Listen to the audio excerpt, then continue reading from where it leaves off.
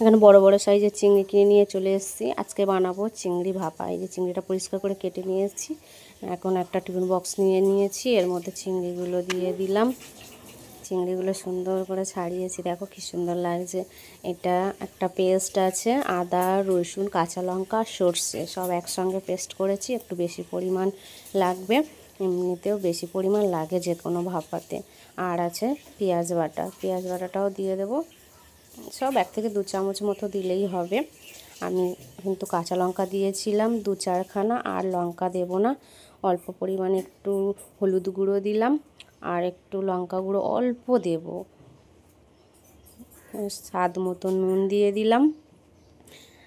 এবারে দেবো সর্ষে তেল। সর্ষে তেলটাই তো লাগবে, যে কোনো ভাপাতেই সর্ষে তেল বেশি পরিমাণ লাগে। বেশি পরিমাণে একটু সর্ষে তেল দিয়ে দেবো, দিয়ে এটা ভালো করে মিক্সড করে নেবো, ভালো করে মিশিয়ে নেবো সব। দেখো কত সুন্দর লাগছে দেখতে। এখন আমি যেটার মধ্যে মশলা করেছিলাম ওটা ধুয়ে জল দিয়ে দেবো অল্প পরিমাণ, খুব বেশি না। আর একটু তার উপর আর একটু তেল দিয়ে দেব, দিয়ে এটাকে আমি এখন ঢাকনা দিয়ে দেব। এটাকে আমি টিফিন বক্সের মধ্যে করছি, তো আপনারা পারলে এটা কড়াইয়ের মধ্যেও এইভাবে করতে পারবেন। যে আমি দেখেছি যে টিফিন বক্সেরটা ভালো হয়, ওর ভাপটা বেরোয় না, তো ওই জন্য।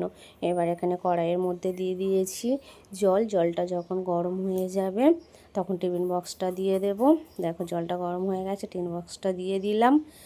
এবারে এর মধ্যে একটা শিলনোড়া তুলে দেবো, কারণ জোরে জোরে ফুটছে, দেখো পড়ে যাবে না, খুলে ওর মধ্যে জল ঢুকেও যেতে পারে, ওই জন্য।